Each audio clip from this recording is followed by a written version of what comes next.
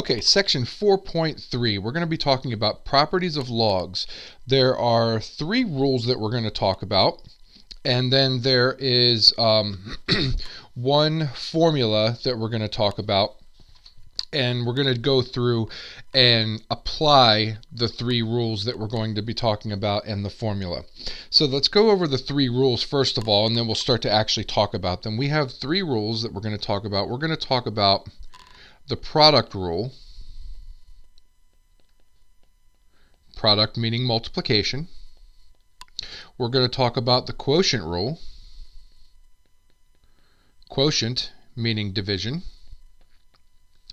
And then we're going to talk about the power rule, power rule meaning exponents. And then the last thing that we're going to talk about is what's called the change of base. Change of base formula.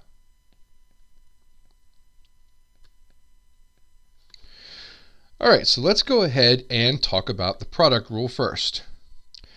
Okay, in order for us to understand the product rule, again, we have to remember back to the previous sections when we were talking about logs in the first place.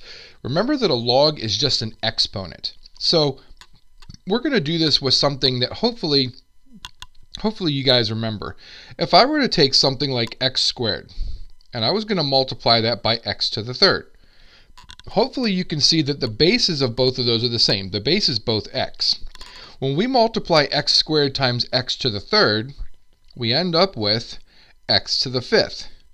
But we could write x to the fifth simply as x to the 2 plus 3 because that's how we get it. We simply add the exponents together. When you multiply common bases, you add the exponents together. Well, the product rule is kind of that same idea with logs.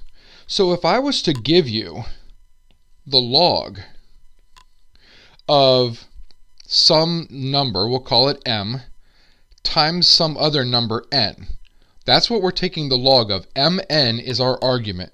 And we're going to say that this log specifically has some base of a b. It doesn't matter what the base is in this case, but it's got a base of b.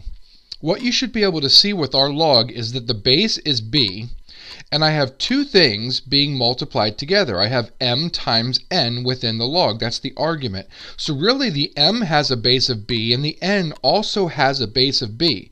And remember that logs are exponents. So the idea here is, if I have the log of mn with base b, I can separate this because remember logs are exponents and add the two exponents together. So I can make this the log base b of m plus the log base b of n.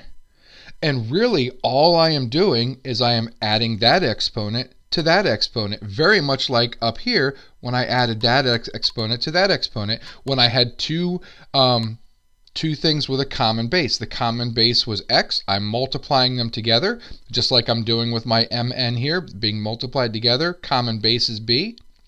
So what can you do? You can add the exponents together. So I can separate my argument when I've got two things being multiplied together through addition, because that's really what you're doing, is you are adding the exponents together. Let's say we had x to the fifth, and we're going to divide that by x cubed. Well, if I have two common bases, again, x is the common base, and I am dividing the two common bases, what you would normally do is you would subtract the exponents. So this would be the same thing as x to the 5 minus 3, which of course simplifies to x squared. It's the 5 minus 3 part that I'm really interested in, because I can treat logs the same way. So again, let's say that we get a log of m over n. Now that's your argument. Again, base b. It can be any base that we want it to be as long as it's an acceptable base of a log. Well, because I have two things, m and n, which are being divided, and they both have the same base of b, I can separate this log through subtraction, just like we did right there. We subtracted the 5 minus 3. We subtracted the exponent. So I'm going to take an exponent, which is log of m base b, that is an exponent, and subtract log of n, base b. Okay, and that's the quotient rule for logs. You're basically, again, you're taking two things that have the same base and you are subtracting them because you are subtracting the exponents. That's exactly what we're doing right there.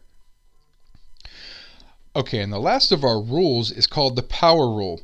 And the idea is, again, we're going to go with general variables here. If I was to take x cubed and I was to raise that to the second power, what that really means is I'm taking x cubed and I'm squaring it. So that really means I'm going to take x cubed and multiply it by x cubed. That's what it means when you square something. You multiply it by itself.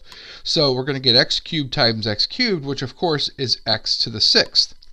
However, if I go back to the original, that 3 and that 2 there, really what I'm doing to get this 6 over here is I am multiplying the 3 times the 2. So I could really write this as x to the 3 times 2, which of course is x to the sixth. Logs are going to work the same way. It's going to look a little bit different, however. So we're going to have a log of m base b. But what we're going to do is, if this m here is raised to some power, we'll call the power p. What you have is you have the m being raised to the p. So what we have is an exponent being raised to another exponent, just like we do above. Well, if we have an exponent being raised to an exponent, and this is the part that you have to get straight, is this is an exponent, but this whole thing here is also an exponent.